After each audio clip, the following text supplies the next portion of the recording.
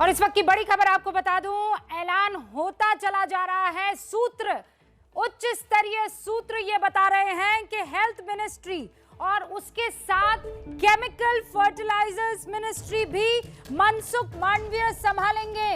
जी हां, डॉक्टर हर्षवर्धन की जगह अब हेल्थ मिनिस्ट्री का कार्यभार संभालेंगे मनसुख मांडविया और नया मंत्रालय मिनिस्ट्री ऑफ कोऑपरेशन जो है उसका प्रभार गृह मंत्री अमित शाह को दिया गया है। विकास मेरे सहयोगी मेरे साथ जुड़ चुके हैं, जरा उनका रुख करते हैं।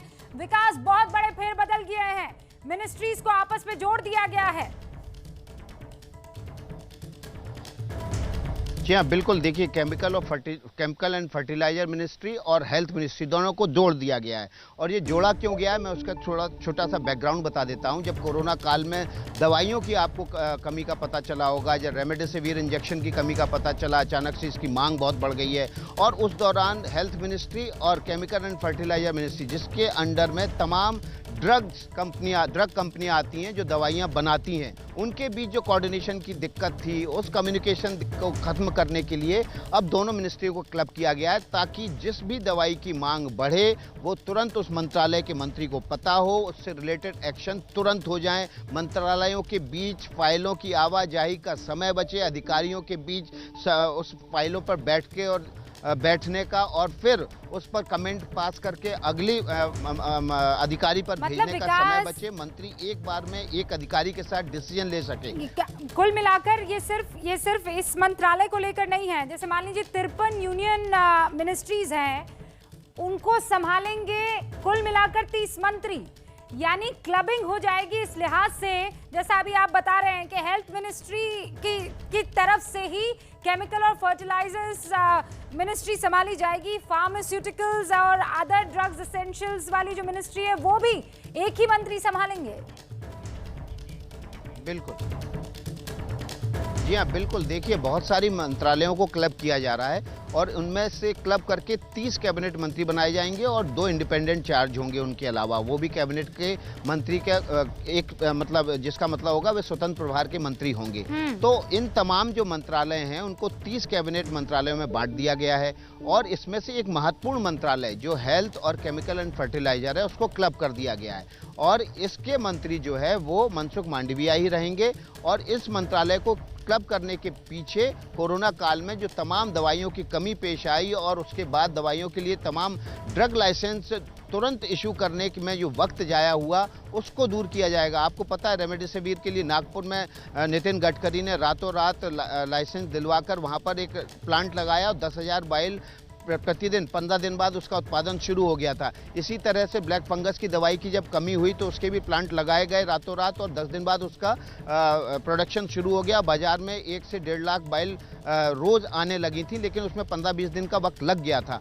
ये वक्त ना जाया हो, लोगों की जान बचाने के लिए समय पर दवाइयाँ मुहैया कराई जा सकें, इसलिए इस मिनिस्ट्री को क्लब किया गया। लेकिन इस बीच एक और महत्वपूर्ण खबर आ रही है कि सहकारिता आंदोलन को और मजबूत करने के लिए इस मिनिस्ट्री में अमित शाह को भेजा जाएगा। सहकारिता मंत्रालय जो कि नया बनाया गया था, उस मंत्रालय के मंत्री अमित शाह होंगे। ये भी इस वक्त की बड़ी खबर है। आपको बता दें, गुजरात में, महाराष्ट्र में और राजस्थान में सहकारिता आंदोलन बहुत मजबूत है। यहाँ किसान सहकारी बोर्ड बनाकर सहकारिता आंदोलन के तहत इकट्ठे होकर समूह बनाकर कंपनियां बड़ी बना लेते हैं और उसके जरिए छोटे छोटे किसान जुड़कर बड़े उत्पादन करते हैं, जिसका लाभ देश को होता है, किसानों को होता है और वो एक्सपोर्ट तक करते हैं। जैसे अमूल दूध एक सहकारी बड़ी कंपनी है और वो किसानों के समूह से जुड़कर एक बड़ी कंपनी बनी। इसी तरह से महाराष्ट्र की बात करें तो वहाँ पर शुगर मिल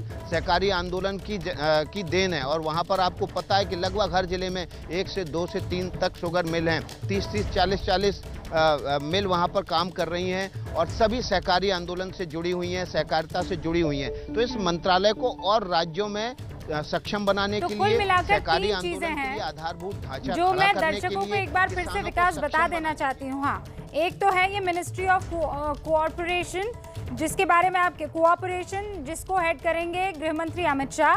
दूसरा है ministry of science and technology, ये प्राथमिकता रहेगी प्रधानमंत्री नरेंद्र मोदी की और यही वजह है कि MOS PMO जो है वो मिनिस्टर इंचार्ज रहेंगे और प्रधानमंत्री नरेंद्र मोदी एक्टिवली मॉनिटर करेंगे इस पूरी की पूरी मिनिस्ट्री को।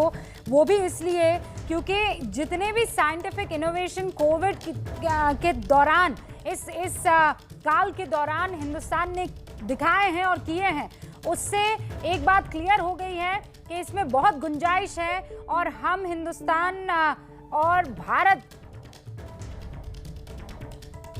एक शानदार मुकाम हासिल कर सकता है जब बात आती है साइंटिफिक इनोवेशंस की। और इसीलिए प्रधानमंत्री नरेंद्र मोदी ने ministry of science and technology का जिम्मा खुद अपने हाथों में लिया है। विज्ञान और प्रौद्योगिकी मंत्रालय जो है वो प्रधानमंत्री नरेंद्र मोदी खुद देखने वाले हैं। अमित शाह को मिनिस्ट्री ऑफ कोऑपरेशन का जिम्मा दिया गया है।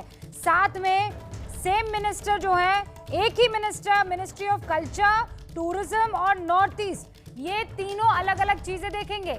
फिर बता दूं आपको कि 53 ऐसी यूनियन मिनिस्ट्रीज हैं, यानी 53 अलग अलग पोर्टफोलियोज हैं। इन 53 अलग अलग पोर्टफोलियोज को देखेंगे कितने मिनिस्टर्स? 30, और साथ में 2 MOS और इंडिपेंडेंट चार्ज जिनके पास है, ये 32 आप समझ लीजिए 53 पोर्टफोलियोज को संभालेंगे और इसीलिए इनको क्लब कर दिया गया है आपस में। इस वक्त की ये बड़ी खबर है। जैसे जो पहली क्लबिंग की खबर आई है वो हेल्थ मिनिस्ट्री और केमिकल फर्टिलाइजर्स मिनिस्ट्री, ये दोनों को संभालेंगे मनसुख मांडविया। ये इस वक्त की बड़ी खबर है। मोदी सरकार के इस कैबिनेट में सिर्फ रीशफलिंग नहीं हुई है बल्कि बड़े लेवल पर क्लबिंग भी हुई है, ताकि जो साइलोज मतलब आप समझते हैं, यानी जो अलग अलग टापू बन जाते हैं कि ये मिनिस्ट्री अलग टापू, ये मिनिस्ट्री अलग टापू। जैसा भी विकास बता रहे थे कि हेल्थ मिनिस्ट्री अपने आप में एक अलग टापू थी, लेकिन फार्मास्यूटिकल्स और फर्टिलाइजर्स और ये सारी चीजें देखने वाला जो मंत्रालय था वो एक अलग टापू पर था, जबकि दोनों के बीच में एक बहुत स्ट्रॉन्ग ब्रिज होने की जरूरत थी। वो परेशानी का सबब हमें कोरोना काल में देखने को मिला, जब फाइलें इधर से उधर होती रही। ऐसे में ये फैसला लिया गया है कि वो मंत्रालय जिनका क्लबिंग होना, जिनका साथ रहना बेहतर है, उनको एक कर दिया गया है। और उसका जीता जागता सबूत है हेल्थ मिनिस्ट्री जो मनसुख मांडविया को दे दी गई है, और उनके साथ और उसके साथ ही हेल्थ मिनिस्ट्री के साथ ही अब जोड़ दिया गया है केमिकल और फर्टिलाइजर्स को। फार्मास्यूटिकल्स पर पैनी नजर अगर हेल्थ मंत्रालय नहीं रखेगा तो कौन रखेगा?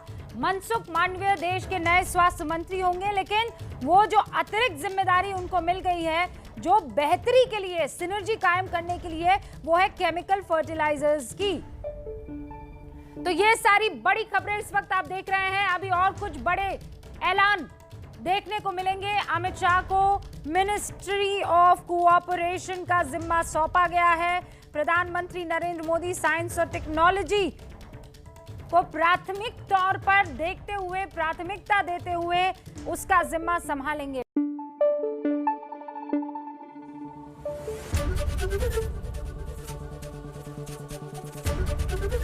एबीपी न्यूज आपको रखे आगे।